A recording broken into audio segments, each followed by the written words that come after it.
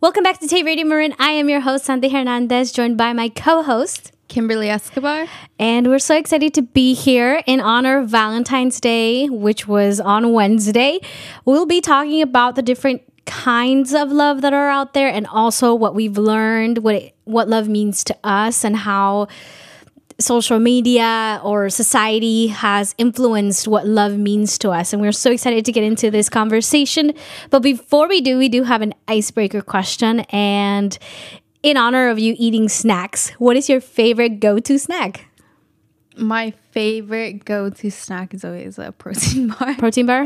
Okay. Yes. And my favorite protein bars are from Trader Joe's. Oh, I don't know really? what the brand is called, but it's like the cookies and cream is my favorite. Like, it says cookies and cream on it, but I forget what the brand is. I think the brand is Trader Joe's, actually. Okay. Yeah.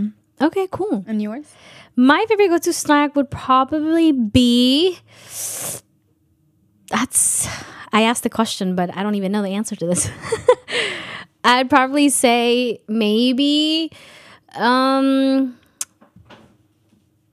would say a protein bar. Right now, I'm really into protein bars as well.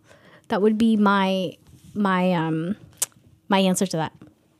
But the thing about me with protein bars is I don't like too many. If it tastes too much like protein, do you know what I mean by that? Like it needs to have a little bit of like the ones that are like super like when you're eating, it's like very gooey. Yeah, very gooey and like chunky, and they get stuck in your teeth. Those are the ones I do not like. Okay, I feel you. Well, thank you for sharing. I brought it up because I was like, what is gonna break the ice for us? But I feel like we kind of already always have conversations. Well, do you want to start off, or do you want me to start off? I can start off. So, when we think about love, it can be very, very... Normally, people think of only romantic love, but there's the love. Love is in general with our family, with our friends. It can look very, very different, and I'm excited to dive into it. But can you define love in your own words? And then after that, maybe you can talk about how did you get that definition? Okay, but this is based on like my experience. No, I mean, I think that's kind of what we're going for, is the experience of what we've lived and what moments we've had and stuff like that. Okay, I would say in my definition, love is beautiful. That's my go-to word, because loving someone is something that you don't necessarily like romantically feel with no one else besides like a few people in your life that you may have a relationship with. And it's like I've been in love, and it's like a whole different level of like how you feel for your family and friends. Like it's a different type of love, and it's just beautiful when it's there from both sides and like you both just love each other so much. But things end and it's okay. and when that happens, you still have love for them no matter what. It's unconditional, and if it's conditional, then it wasn't love. That's what I always think. Like if you can easily like just forget about them, not care about them, then that was not love, and it was just conditional because of certain circumstances. But yeah, and then for friends, I'd also say it's beautiful because recently I've gained new friends, and a lot of them we both have the same focus and like goals in life, and it's just beautiful seeing through them how they love others and how they love me in like this short distance or the short period of time that we've known each other. But yeah, and it's just beautiful, like being able to look at someone and see how loving of a person they are and see how good of a connection you have with them. Because I feel like for me personally, that's not something easy that I get with meeting people. Like for me, some people say I'm not antisocial, but I honestly feel like I am. Like it's kind of hard for me to actually make friends, and like I can talk to people and have a conversation with them, but it's hard for me to like actually stay friends with someone and like be willing to like share certain things in my life with them and stuff like that. Yeah. Thank you for sharing. I would love for our audience or whoever's listening to ask yourself that question too, because I think with movies that we watch, music that we listen to, and the people around us, the definition of love or how it looks like can change. For me, I have thought of love as a connection, and what I mean by that is if it's like I feel it a lot with my family, especially with my little brother. We're 11 years apart, and he can do his what is it in English? I was gonna say berrinches. You know what that means? Like yeah, I know what you're saying. Yeah. Like he has his like moments where he can be challenging. Tantrums. Yeah, I think it's he has those moments, but I have such a deep love for him and he does too, and he'll you can do the worst things to him, right? Not that we do, but I've noticed he'll come back running and have this love for you, and it's like, I love you, and he doesn't just say it, he shows it in different ways. And so my little brother has taught me a lot about what love means. And for me, it's a connection.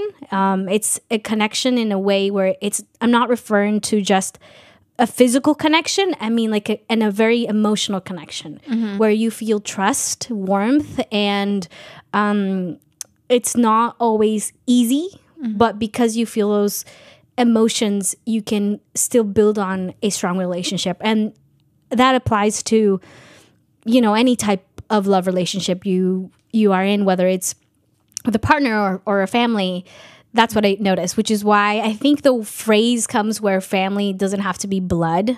It can also be very different, because love doesn't necessarily mean sticking with your family. It can also you can feel different connections with other people. That kind of reminded me when you said to your brother, like he doesn't do any wrong. My cousin and I were talking about how she's older than me, but her younger brother, in her eyes, he can do no wrong. He could do the worst thing, but in her eyes, he would never do anything wrong, because of she kind of raised him. And that's how it kind of is with my little brother. I kind of raised my little brother, and no matter what he does in his life, I would always be there for him, and I would never look at him in a different way, except he's my little baby. I think that's what unconditional love refers to, right? And I think it gets a little bit more complicated when you are with a partner. Yeah. I think that is where you're really tested, and I think you learn a lot about yourself in that way. But I'll let you continue on with the conversation. Okay. And based on what are both definitions of love how does that play in our lives? Oh, that's a great question.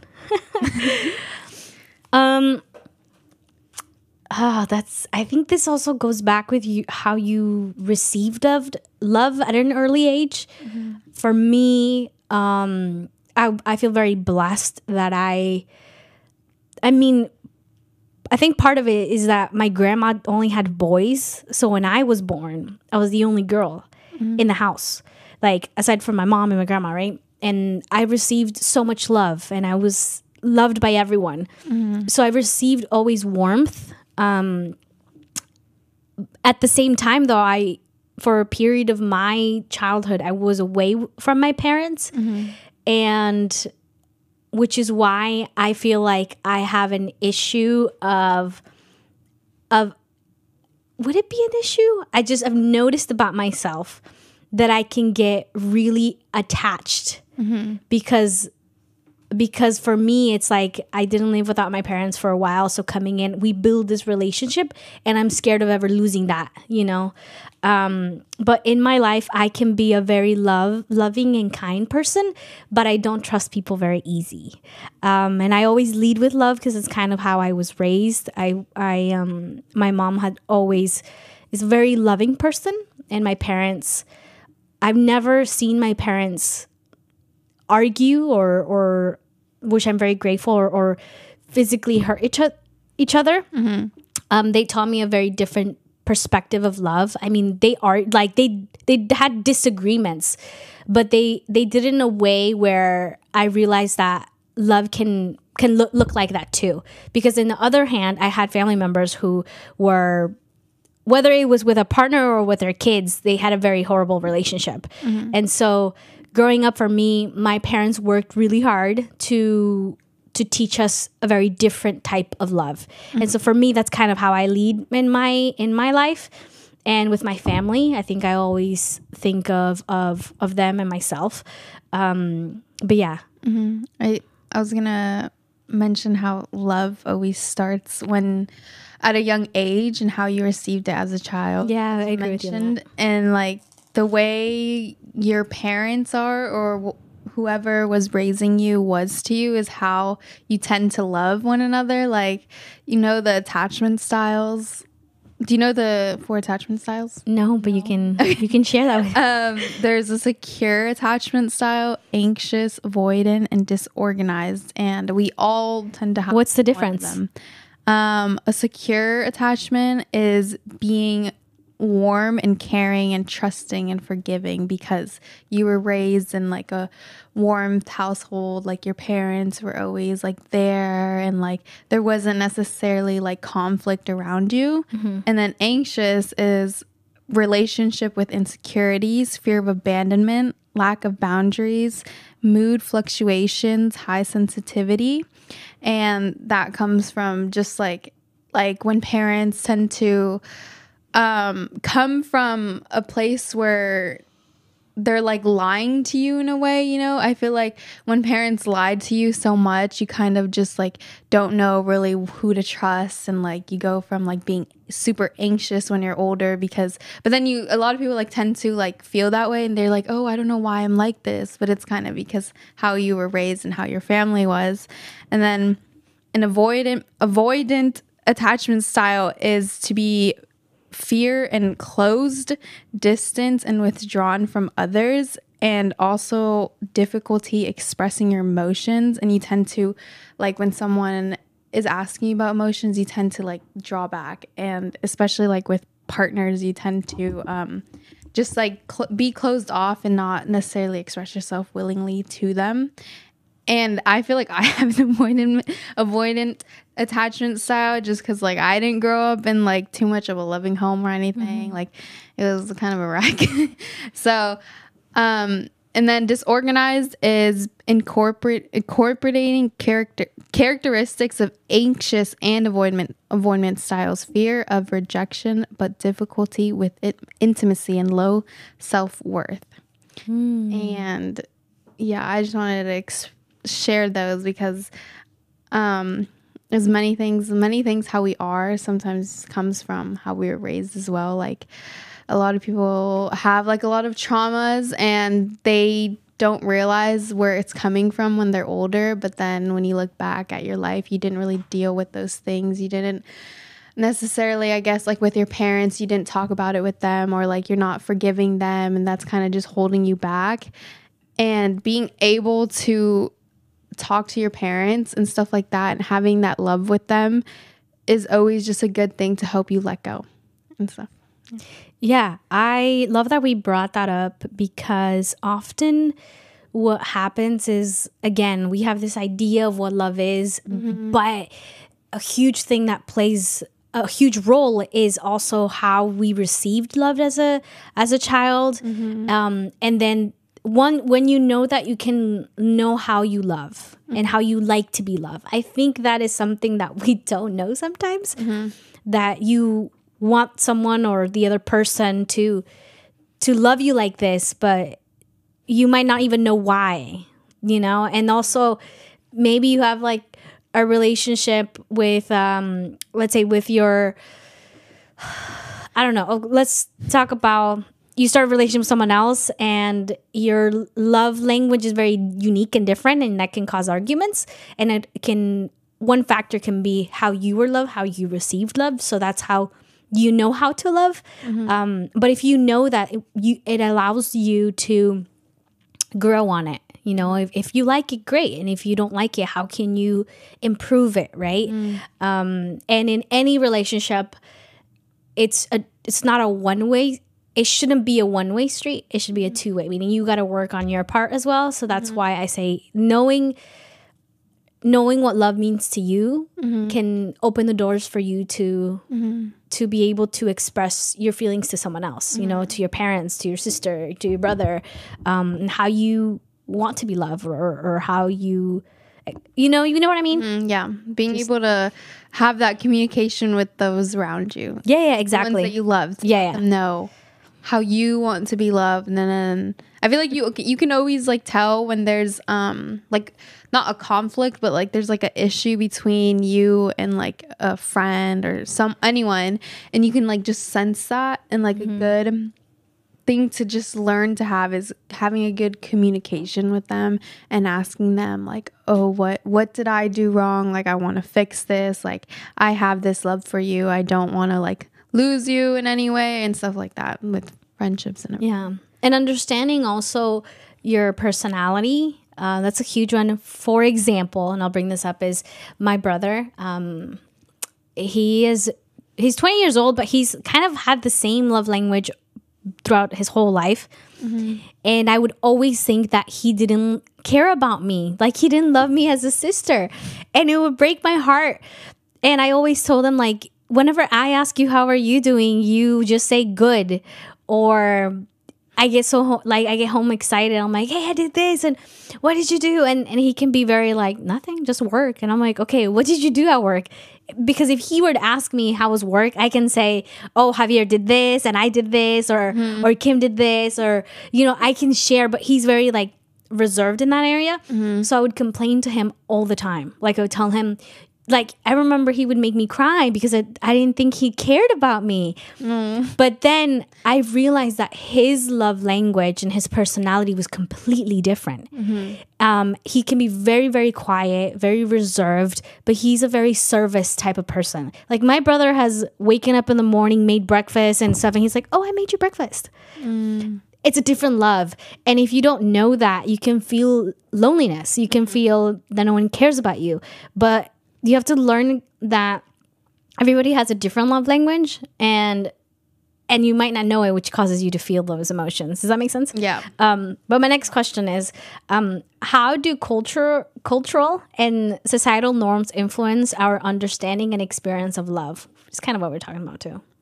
I feel like the social social norms. I feel like that kind of has to do with social media in a way. How like we see all these like cute couples like doing these things, and it's like there's these norms of like you have to, like, one big thing that I kind of noticed, like a big social norm, is like first dates always have to like be impressionable, and like the guy always has to take you out on like somewhere like fancy, or else like if he doesn't, then that means like, oh, he's not worth it, you know. And like there's just this big norm where like he has to do that, but it's like, but like everyone's different. Like for me personally, for the first date, I feel like I wouldn't really want to go to a restaurant or like out to eat. For me, like it depends on everyone. I would rather like go to the beach or like have like a picnic, something like that. Like something simple and like away from other people. And like, but it's such like a huge norm to like go to a restaurant and like eat, and like, I don't know. It's just like, that's what I think. And like also just like social norms on like I guess like being like the cutest couple or something, like always like posting about your relationship and like stuff like that. That's what Okay.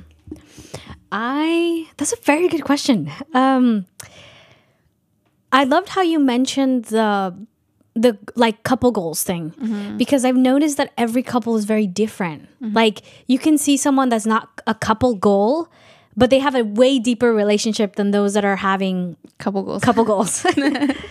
I can see that. and it's interesting. For me, that, I guess you brought it up. So if I were to be in a relationship, one thing that I've promised myself to do is to keep that very, very private, especially on social media, because because I feel like that's just such an intimate part of my life that I wouldn't want everyone to know unless it's something very serious, you know.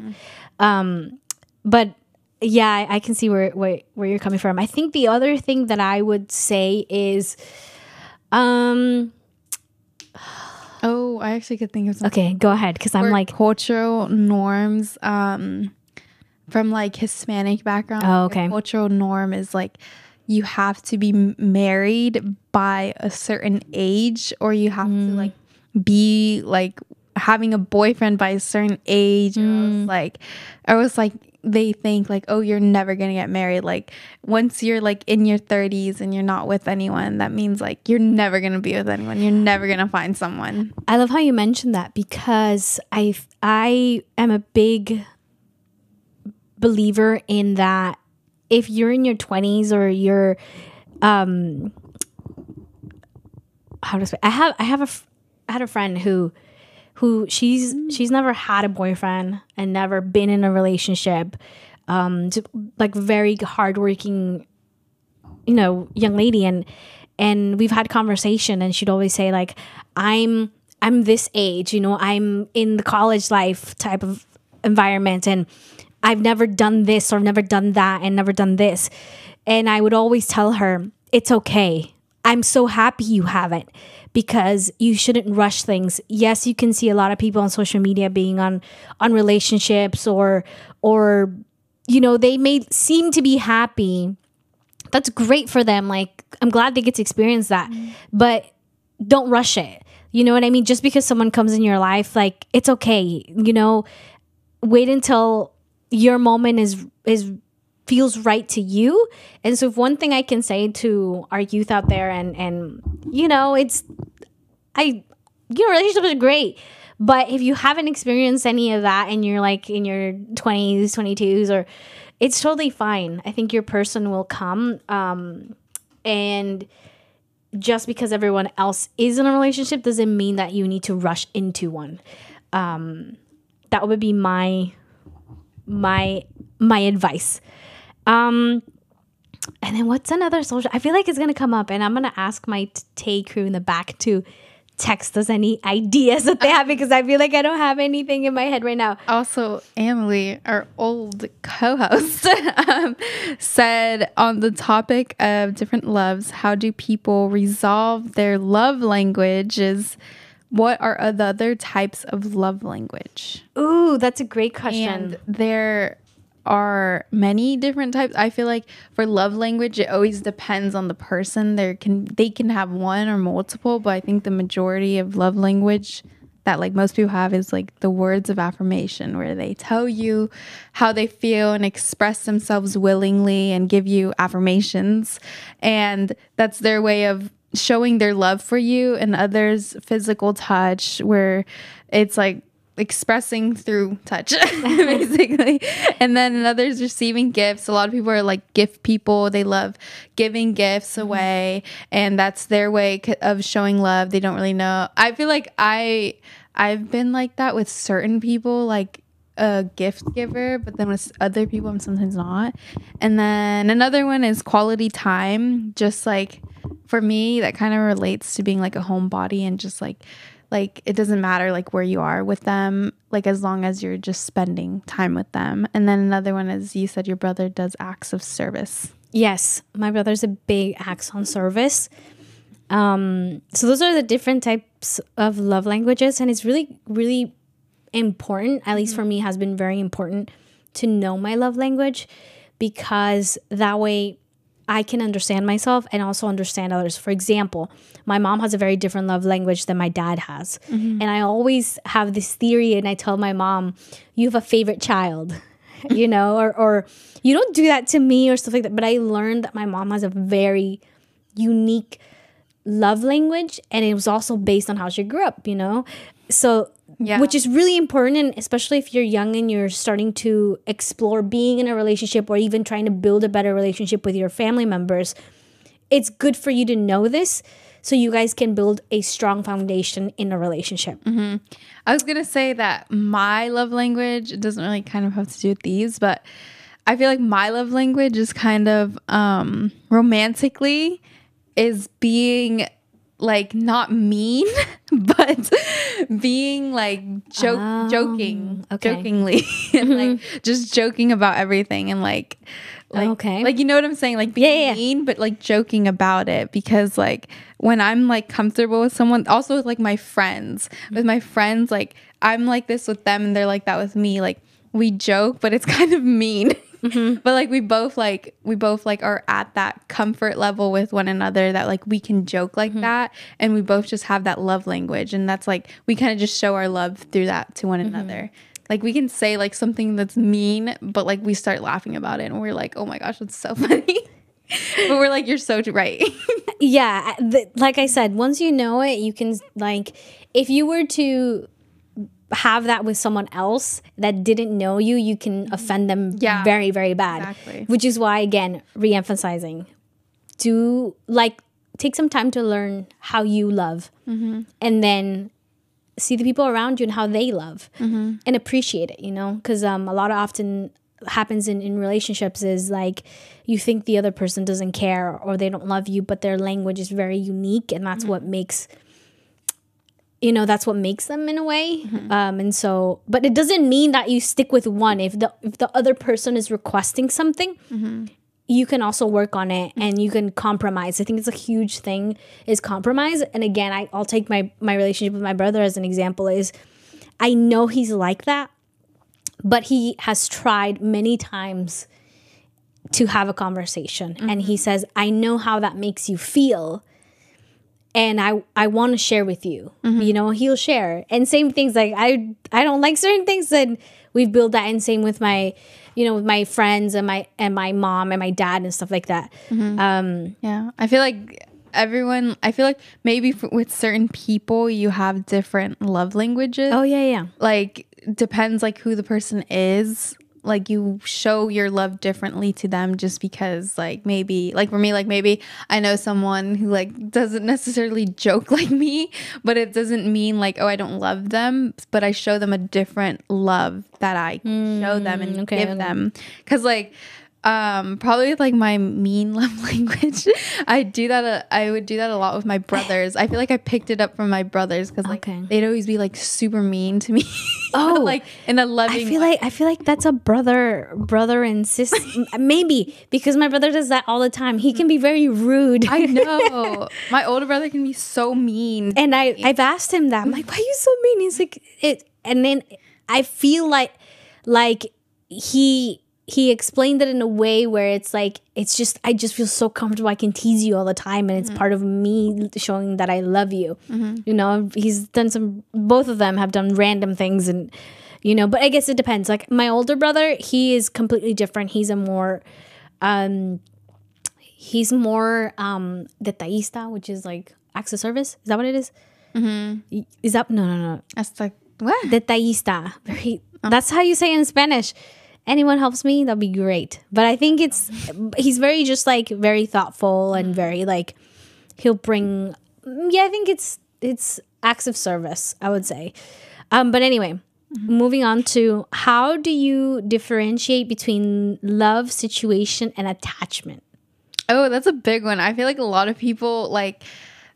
Like what I've heard of and like seen is a lot of people might think they're in love with someone, but it's really you're just attached to them because you just like the attention, you like what they're giving you, you like the way they make you feel. And I've seen like for some people they're just scared of losing that, and like I was like that kind of, but like not really. I don't know how to like explain it, because like I feel like you can be attached and in love at the same time, but like when you don't love them and you're only attached, you're just like scared of losing them because they just won't be there anymore. And like you won't have like you know what I'm saying, like you just won't have them around, and because you're so used to having them there, and you're just attached to like their presence, like what they're doing and stuff like that, and like you don't truly like love them as a person. Okay. Does that make sense? Yeah, it makes sense. And then with situation, I don't know what you mean by situation. I guess like situation and I think this refers more situationships. I think this refers more to like I don't know if I think you can apply this to anything, but I think more of like a partner relationship. Like there's different ones, and a big part of it I think is being alone. A lot of people naturally are, whether you accept it or not, you naturally don't want to be alone. And so when you have something with someone, you might not necessarily like be in love with them, but you like their presence. You like their presence, and it can be the most toxic relationship, but it's like your comfort zone, so it's hard for you to let go. Like deep down inside, you know that this isn't right in the long run, but you can't cut ties, right? Which nowadays is something you hear it online all the time. It's normal. The situationship. Yeah. But anyways, with that, we're gonna go ahead and pause here. We're gonna listen to a song by Ismael Lara, and then we will be right back. This is Soul Purpose. Yeah. Evolving Wings. Yeah. I'm a genius, original purpose, resurrect like the phoenix. From the mother lotus emerges, no longer feel wordless. To be a service to purpose, it's evolving wings por vida. Got them all like Nita, internal play in the brain, got me insane. Explain the pain, your seats pain, my soul wounded. Some moves can't be computed. God's great shadows meet the darkest alley. Demons came for me, but archangels parried. Swift swings till the soul is rapidly. Call it horror meets fantasy. Lower energies move like cavities. Sucker MCs, no substance. Ignore the earth's cry. Sucker MCs, no substance. Don't realize we never die. Misguided by subsidized lies. I'm guided by my ancestors' war cries. Borga floor spitting truth, encouraging your spine. Evolving wings manifesting your divine. Don't give up, fly. Compassionate can't pay my soul purpose. Wings up, wings up, wings up, wings up. Compassionate can't pay my soul purpose. Wings up, wings up, wings up, wings up. Compassionate can't pay my soul purpose. Wings up, wings up, wings up. Compassionate can't pay my soul purpose. Wings up, wings up. Fui bendecido por los grandes que fincan cuatro paredes no pudieron descifrar. That is Ismael Lara, Soul Purpose, and we are going to have our open mic next Friday from 6 to 8 p.m. So if you are a local artist, sing, dance, a poet, a writer, feel free to join us. We'll have pizza. The Tate team will be there. And yeah, just come down and have a fun time. We also have the Marine Teen Girl Conference coming up on March 3rd from 9 a.m. to 3 p.m. at the Embassy Suites in Santa Fe. So if you are, or anyone you know who identifies as a girl, feel free to sign up there and register now. We will be there. Kim and I will be there, and we hope to see you guys there as well. And we're officially announcing our career fair that is going to be back. We had a great turnout last year, and we're so excited that the community wanted this and needed this. So we're going to have a career fair. We officially have the date for May 1st. It's going to be here at MCM at 709 5th Avenue from 3 p.m. to 6 p.m. We will be there, so sign up. We'll have the link in the descriptions or in the comments for you all to sign up and register. If you register, you're not committing to be there. It's just for you to get updates if you want to get updates. Am I missing anything, Kim? No. I feel like I covered everything. Anyways, I'm going to hand it, and then we'll continue on. Okay. Okay. Okay. Now we're going to just dive right back into what we were talking about. And my question is, did you want to add something? Yes. Sorry. We do have an event for Find Your Way. It's Find Your Way Marin, and it's going to be an event for the youth to network here. It's also going to be at MCM at 709 5th Avenue. On March 4th. March 4th from, do you know the time? 5 to 7:30. Yay! And it will be a great opportunity for you to come on and network with others, and also to meet Annalie Reyes. You will see her there. You will see her there. You guys were so excited because Annalie is joining us today, and it feels like she is home. Yeah, she's so she means a lot to us. But anyways, we're going to continue with the show. I'm going to hand it off to Kimberly. Okay, we're gonna just dive right back into our questions, and we kind of little touched already about this with social media. But how does technology, particularly social media and dating apps, impact modern relationships and the way we experience love? And I think for both of us, we've never had dating apps, but like I know people who have had dating apps, so like I feel like I can like do my little like speak about it. Okay. But I don't know, the way I've seen dating, okay, in my opinion, what I would never get a dating app is because I think dating apps are not dating apps, they're hookup apps. That's what I think of it as. Like, oh, damn. Okay. You know something? I would also consider Instagram as a dating app. yeah, I would as well. Yep, dating app. How does it impact modern relationships? I think it has a huge impact on how we meet someone. Personally, I don't think I would ever be on a dating app because I don't know the person. I have trust issues big time. So meeting someone online is not my favorite thing in the world. Yeah, meeting them online and meeting kind of them, I feel like that's so sketchy. For me, it feels weird. Really weird. I can't do dating apps. And social media in general, I think impacts relationship a lot because, to be honest, talking from my own experiences, I know a lot of people that are in relationships and they be getting into my DMs. And so how does social media play a big impact in relationships? I don't know. I really think it has can be very dangerous because commitment issues with people can be very, very weird. I feel like having like now it's like I feel like guys, like I have a lot of brothers, so guys think of it as like if you're dating someone and you like a girl's story, it's not cheating. Or if you like their post or like swipe up on it and say like a little like funny message, it's not cheating because you're not meeting up with her. You're not like doing anything like that. So it's not cheating. I think it'd be very dangerous, social media. Yeah, and I don't know. That is in my opinion, I think that is cheating if you are like literally liking someone's story, like swiping up with hard eyes, like you shouldn't be giving someone else that attention besides your girlfriend, besides your boyfriend, because like that kind of just shows like I don't know, I just feel like that's just super wrong in a way. I mean, from my end, it feels really uncomfortable knowing that someone's in a relationship and they're like sending these things, and for me, I always ignore it because I'm that type of person. I like to lead with honesty and you know, but I think social media also. I've had this experience before. I personally made a choice where I didn't want to post a lot of photos of me in general. In you know how people normally post themselves on the social media. Because I had experience where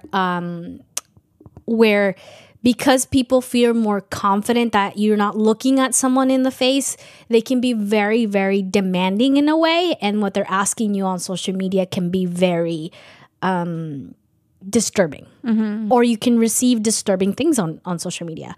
So I think it plays a big role because I have met people in where I can talk to them and build a better connection with the person in person.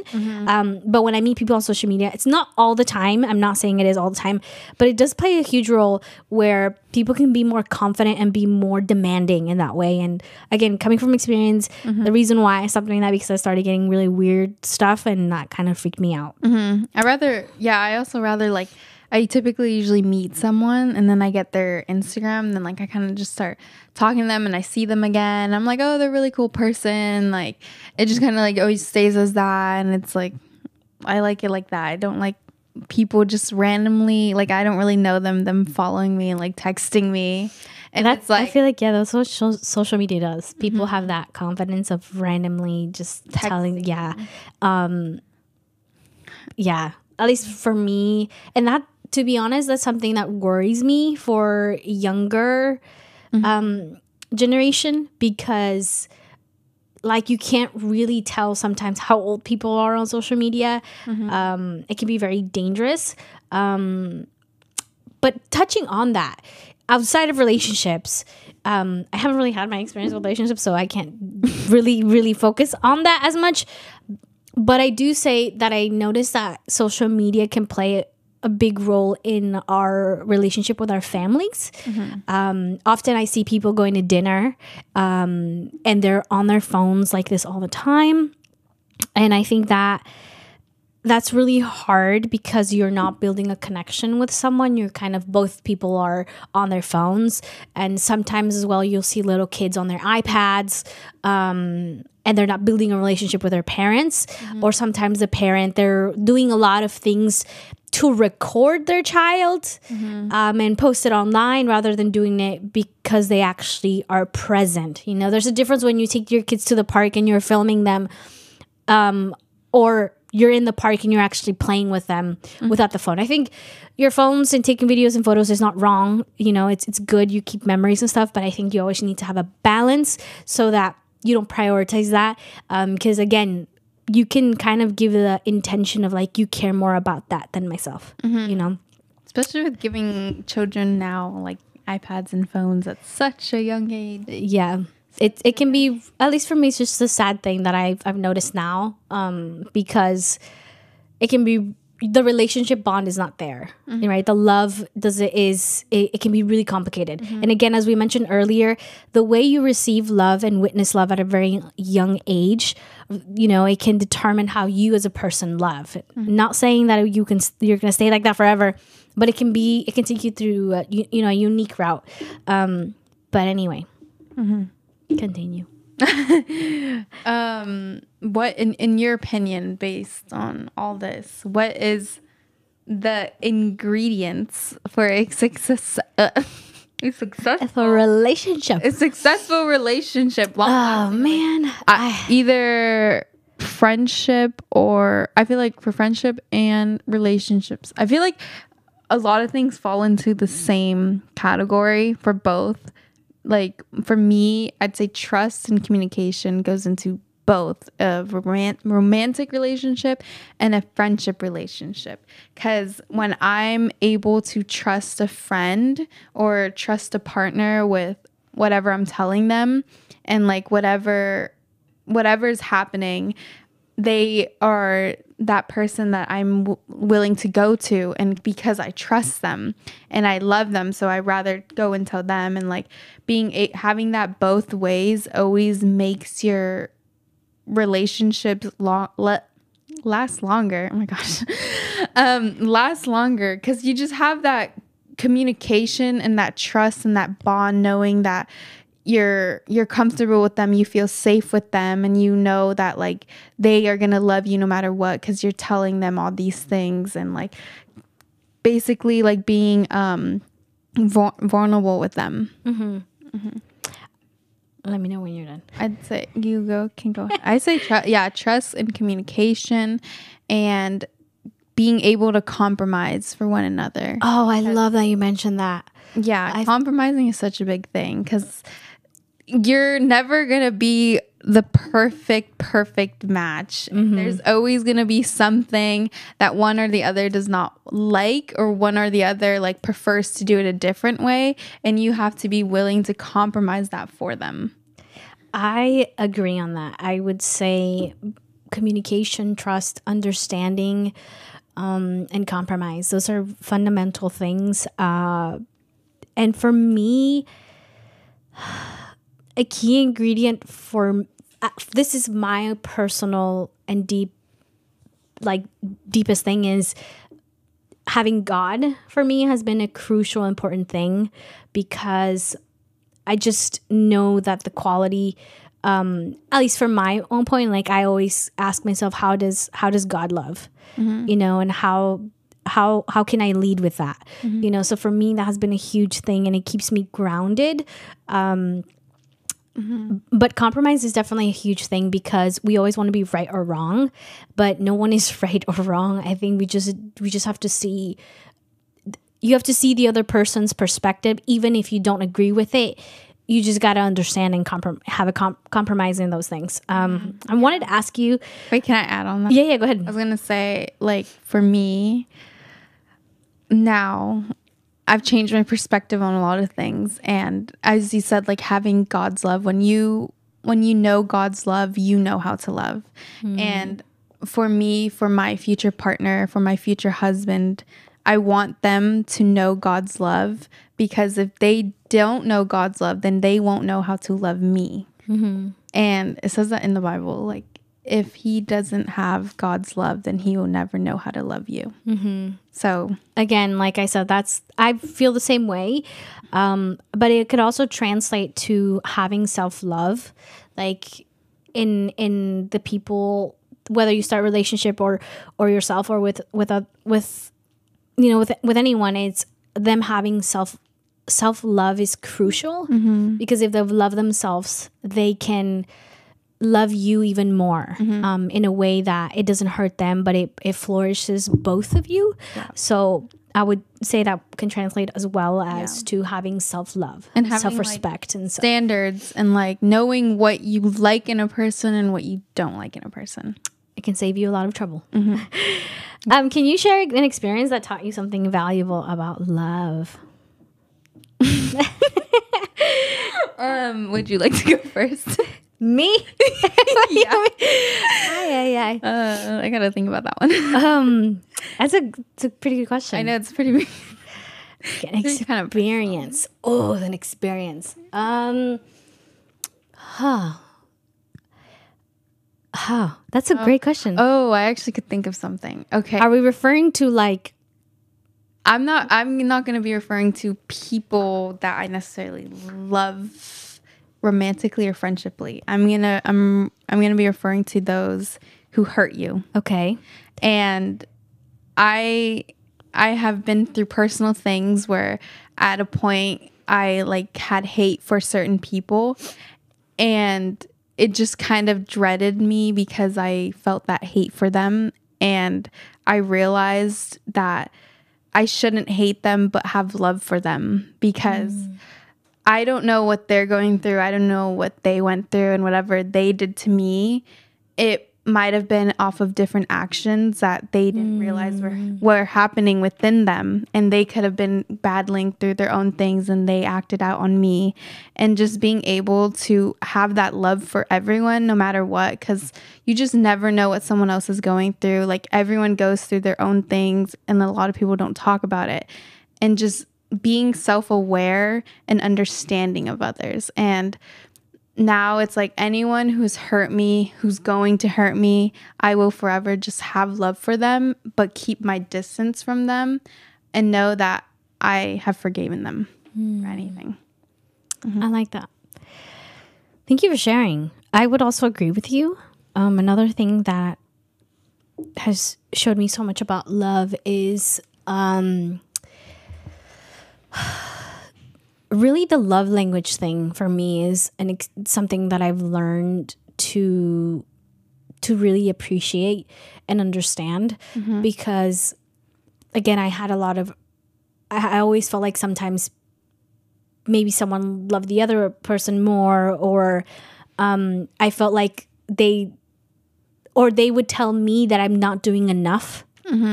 And I didn't understand what they mean. Like, I'm already giving you so much. What do you mean? But really understanding that allowed me to have better communication and have conversations about, like, honest conversations, and saying, oh, I'm sorry if you feel that way, and this is how you made me feel as well. But being able to have a good communication where we're not saying you're right, I'm wrong, or you're, the opposite. It's just saying, okay, I see, and having that for me has been really, really important. And I've been able to understand that. And then now, whenever someone comes along, whether it's a friend or something, I understand that. But something about love when it comes to friendship, I've learned valuable is that it's not forever at times.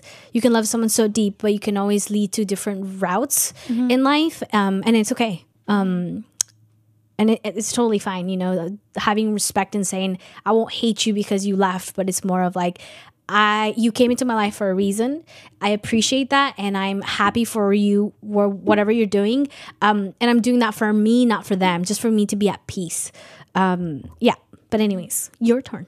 I feel kind of going back to like our self-love and our self-care. How does that contribute to healthy relationships? And I feel, for me, I feel like we kind of talked about it a little bit, but once you know your self-worth and how to love yourself, and like having those standards, knowing what you do and don't want, it will help your future relationship, because you won't be like struggling with like, oh, like I don't like this, but I don't know why I don't like it. Like I don't like that they're doing this, but I don't know why. Like, why are they doing this? Like as we said, you'll be saving yourself a lot of trouble when you know these standards and stuff. So I don't know if you want to add anything. Yeah, for me, the self-love is really important because I personally, I've gotten to know myself. I've gotten to know what I like, what I don't like. But I've had experiences where I couldn't be in a relationship with one person, or never wanted to start something, because I felt like they were too attached to either the idea of me ever being in a relationship with the person, but also the idea comes with it, because I've noticed that they have like low self-esteem. And I'm like, I see that, and I'm trying to see how I can rephrase. But if you love yourself, like, you don't need anything from me to survive, what I'm giving you is a bonus, perfect example. It's when someone says she's my happiness or he's my happiness, I don't like when people say that, because in my perspective is I'm already happy.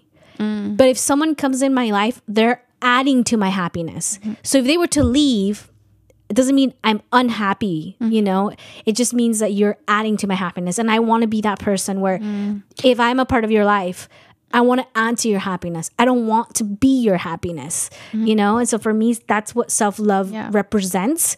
And it's not me saying I'm independent, I don't need you. It's more of like, how do we take two people and they can add to something, rather than, like they're adding together, not taking away or like, being the only thing. Yeah, I feel like that reminded me of like being okay with being alone. Like once you're okay with being alone, and you have had that period of just being alone, then once you jump into a relationship and if it ends, then you're not stuck in that depressive state. You're not stuck in like, why did they leave? Like stuff like that. And like, you just keep moving on because you have experienced your alone time. You know how to go back into having that feeling of just not being alone, but I'm saying like being alone in the sense of like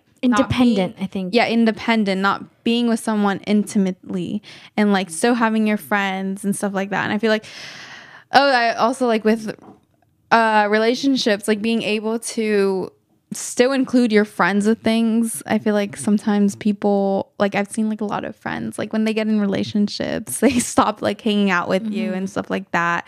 But then it's like as soon as they end, they go back to hanging out with you. There should always be a balance. In any type of relationship, have a balance of that. And speaking of that, how does love? Oops, sorry. Okay.